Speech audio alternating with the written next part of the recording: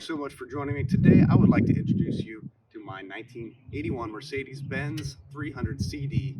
And yes, it is a brown diesel with a manual transmission. And although it is not a station wagon, I believe the two-door coupe with the B-pillar delete makes it a pretty cool car. Now, I bought this car about a year ago for $900 off Facebook Marketplace, and I haven't quite decided what to do with it. I have a few plans, but I just don't know if it's worth saving. It does have a few interesting surprises in store, which I'll show you later, but it also has one fatal flaw. So let's take a look around and maybe go for a drive, and you guys can help decide if it's something we should work on. Let's take a look. So the first thing I want to show you is under the hood. It also contains the first surprise that you might not expect. So let's take a look. As you can imagine, yes, it is the 5-cylinder 3-liter diesel, the classic bulletproof engine that runs these cars for millions of miles. But what you might not know, unless you're a hardcore Mercedes-Benz enthusiast, is the turbocharged variant of the OM617 wasn't available on the coupe until model year 1982, and this of course is 1981. So how does this have a turbo? Which it does. That is because this particular engine is from a 1984 300 TD, and at some point in its lifespan was installed in this chassis. So pretty cool. The turbocharger, when installed on this, upped the horsepower from 77 on the naturally aspirated version to 125 for the turbocharged variant. So that 125 horsepower really makes it a little bit more enjoyable to drive. This is still what I'd consider underpowered, but the extra horsepower that turbocharged gives takes a grossly underpowered diesel engine and makes it just moderately underpowered. So it does help the driving a little bit, but you know, you don't really drive this car for the power that you're going to feel under the hood. Obviously it's a torquey engine. The manual transmission that this one has definitely improves the experience overall. I did do a few tune-up items when I got it, but nothing more. New glow plugs, oil change, a radiator cap, very minor things. The only other major repair I'd say, which isn't even major, is did need a water pump, and those are like 50 bucks. So otherwise the engine is pretty much how it comes.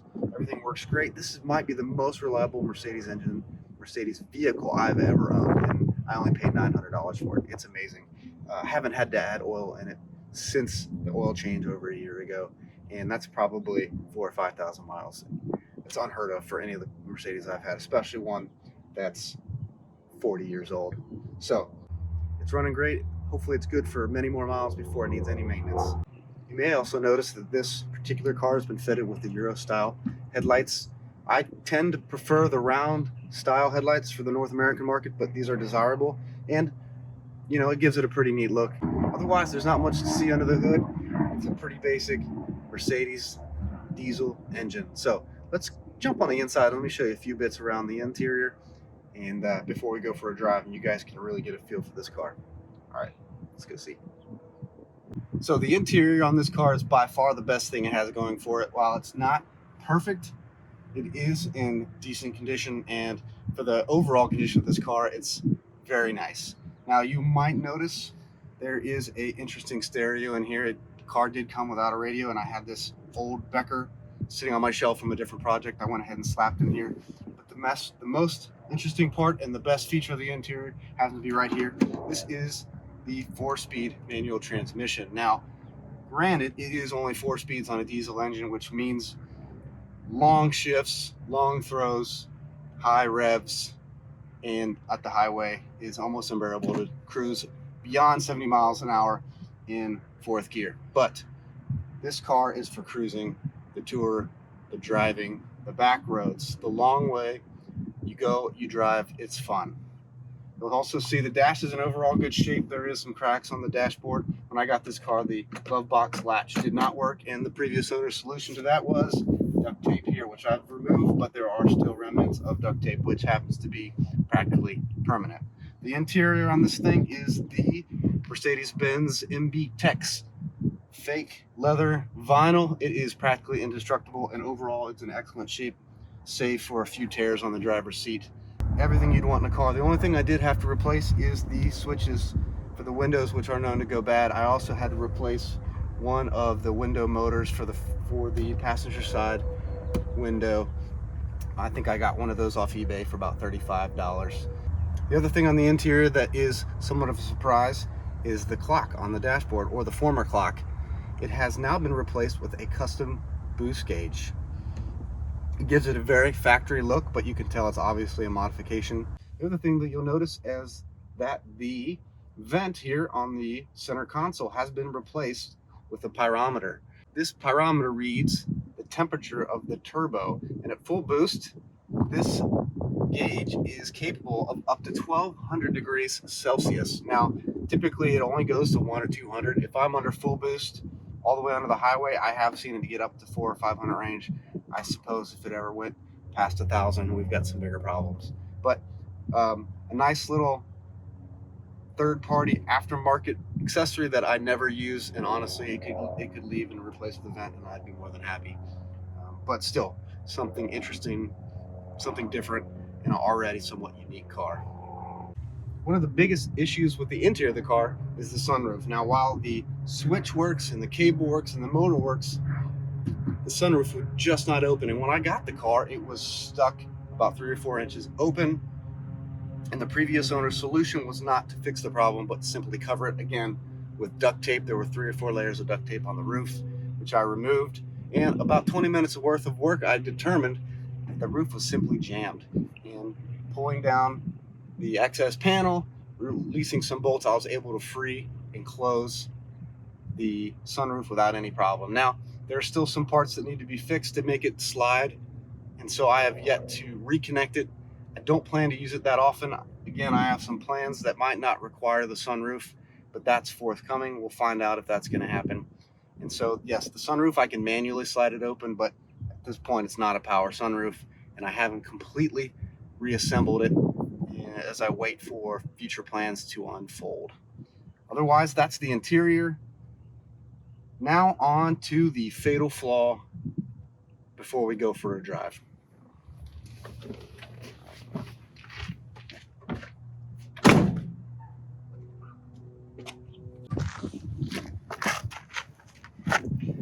Now, if it wasn't completely obvious from some of the earlier video shots that I have, this car does have a rust problem. Not uncommon.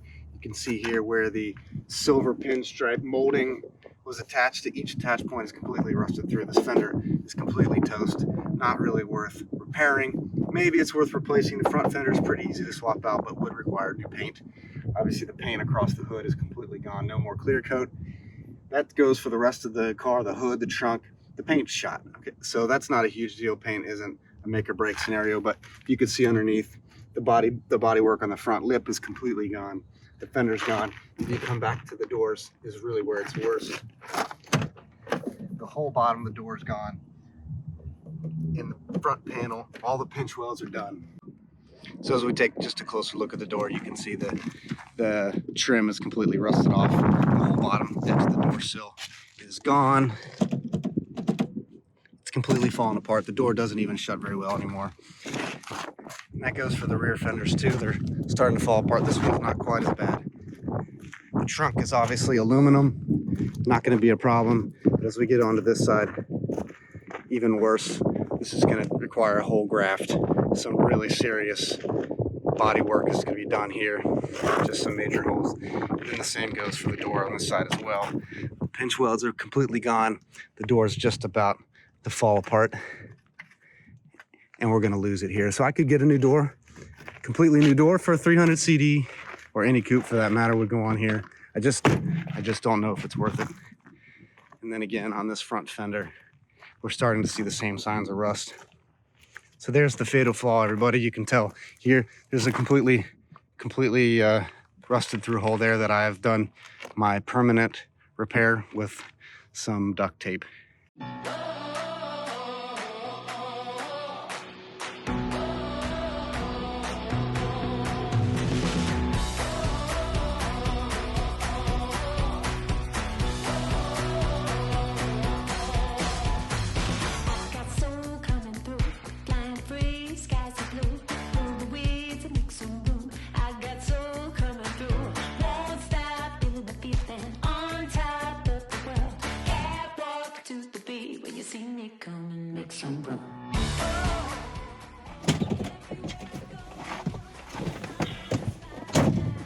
Okay, it's about time to go for a ride.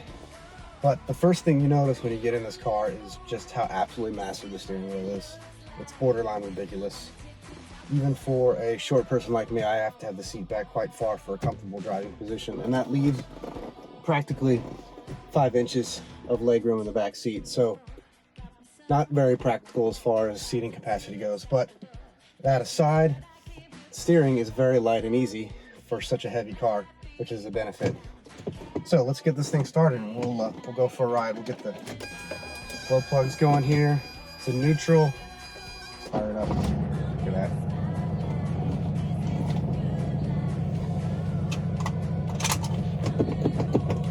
The shifter unfortunately has lost all its bushings apparently, and it's very tricky to decide what gear is what. I think this is all neutral as it turns out, but if you follow the numbers closely, we can figure things out together.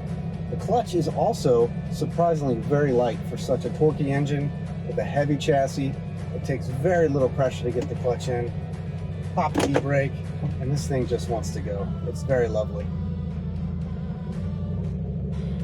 Look at how light the steering is. There's nothing to it.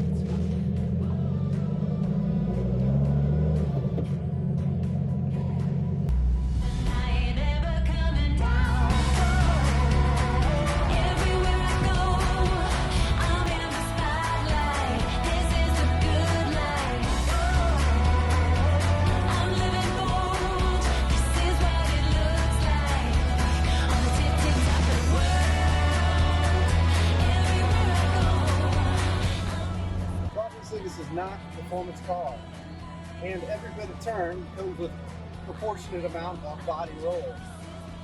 But the benefit of the soft suspension is the ride is fantastic. It's obviously meant to be a comfortable drive, and it does that very well. You can sit in this car at 55 miles an hour for 8 hours straight and not break a sweat. That is, if you can get over the noise. Now this car might have a problem with the exhaust, and that tends to be a louder ride than probably on a stock or brand new car.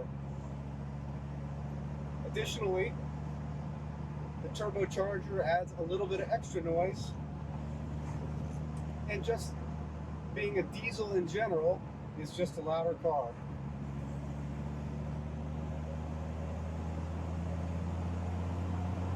But it wants to go. It's a driver.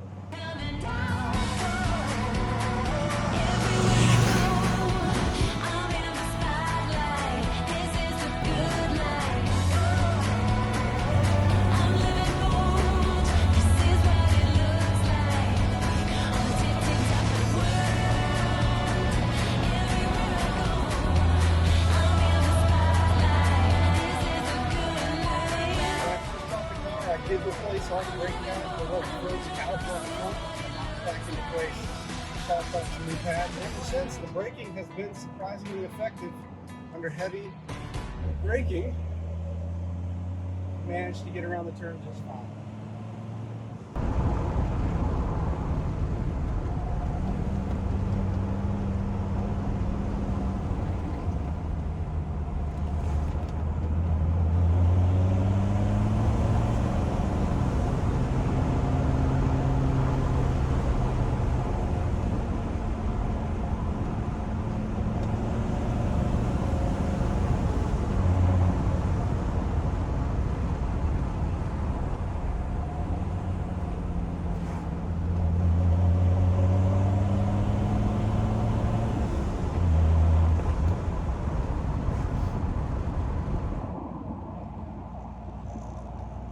That pretty much does it. You guys have seen the outside, you've seen the inside. I showed you under the hood, and now you've had the full driving experience. But I'm not convinced that this car is worth putting any more money into.